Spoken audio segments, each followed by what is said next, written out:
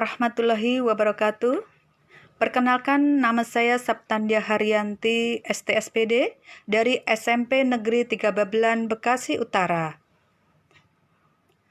Pada kali ini, saya ingin menyampaikan tentang materi pelajaran prakarya kelas 7 semester 1.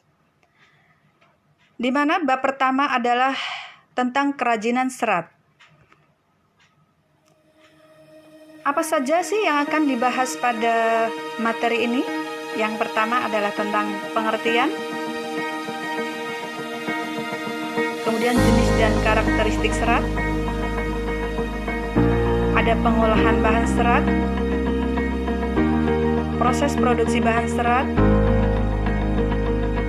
syarat perancangan benda kerajinan, dan yang terakhir tentang bagaimana mengemas produk kerajinan dari bahan serat. Nah, sebetulnya apa yang dimaksud dengan bahan serat itu? Bahan serat adalah suatu jenis bahan yang berupa potongan-potongan komponen yang membentuk jaringan memanjang yang utuh. Bukti sejarah mencatat bahwa bahan serat alam sudah dipergunakan sejak tahun 2640 sebelum Masehi, dan negara yang pertama kali mengolah bahan serat adalah negara Cina. Namun Indonesia merupakan negara biodiversitas kedua setelah Brasil. Jenis dan karakteristik bahan serat, yang pertama adalah serat dari tumbuhan. Serat yang pertama dari biji, contohnya adalah biji kapuk dan kapas. Kemudian serat dari batang pohon anggrek, melinjo, mahkota dewa, beringin, yonkori, flak, jute, dan rosella. Jenis serat tumbuhan yang ketiga adalah serat dari daun. Serat dari daun contohnya adalah yang paling umum adalah daun nanas, pandan berduri, enceng gondok, dan abaka, daun sisal, dan henequin. Contoh yang keempat dari serat tumbuhan adalah serat dari buah. Buah yang dimanfaatkan sebagai bahan serat adalah kelapa, namun yang dipergunakan hanyalah memiliki potongan yang panjang. Jenis serat yang kedua adalah serat dari hewan. Serat dari hewan ini dikelompokkan menjadi dua serat. Yang pertama adalah serat dari stapel yang berjenis dari rambut hewan.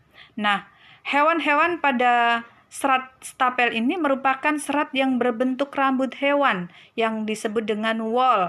Contohnya adalah domba, alpaca, kasmir, kelinci, vicuna.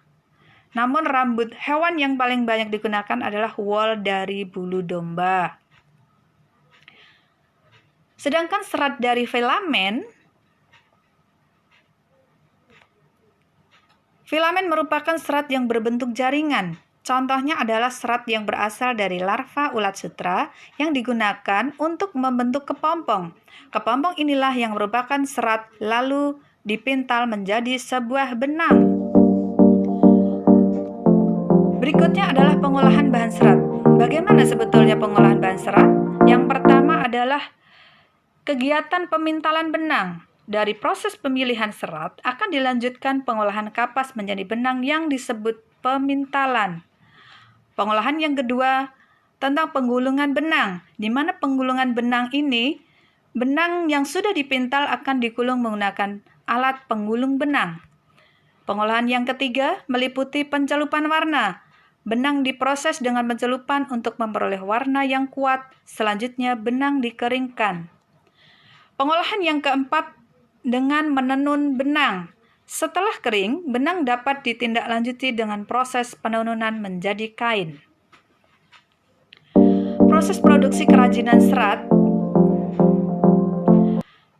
Yang pertama adalah proses menenun, di mana teknik menenun dapat digunakan untuk pembuatan produk kerajinan tapestri. Menenun menggunakan alat spanram atau bingkai yang direntangkan benang-benang lungsi sebagai jalur jalannya benang atau pakan. Proses yang kedua meliputi menjahit. Menjahit adalah pekerjaan menyambung kain dan bahan-bahan lain yang bisa dilewati jarum jahit dan benang. Menjahit dapat dilakukan dengan tangan manual atau dengan mesin jahit. Dalam pembuatan kain ikat celup diperlukan teknik menjahit untuk merintang warna. Proses yang ketiga yaitu mengikat. Mengikat adalah teknik menyatukan dua benang atau lebih membentuk ikatan yang diinginkan. Mengikat dapat pula diartikan menyatukan helaian kain yang satu dengan lainnya.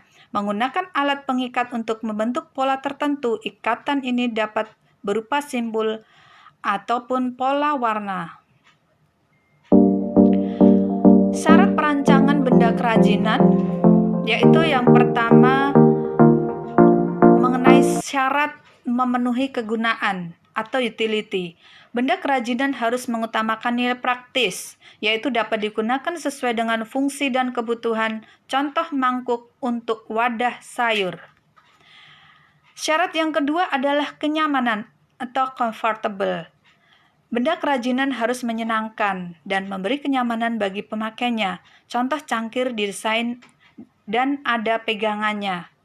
Kemudian keluasan atau flexibility, yaitu benda kerajinan harus memiliki keserasian antara bentuk dan wujud benda dengan nilai gunanya. Contohnya adalah sepatu dengan anatomi ukuran kaki. Yang berikutnya adalah syarat keamanan. Benda kerajinan tidak boleh membahayakan pemakainya. Contohnya adalah piring dari serat kelapa yang harus mempertimbangkan komposisi zat pelapis. Keindahan yang berikutnya adalah syarat yang terakhir yang harus dimiliki oleh benda kerajinan adalah keindahan atau estetik. Benda yang indah mempunyai daya tarik lebih dibanding benda yang biasa saja.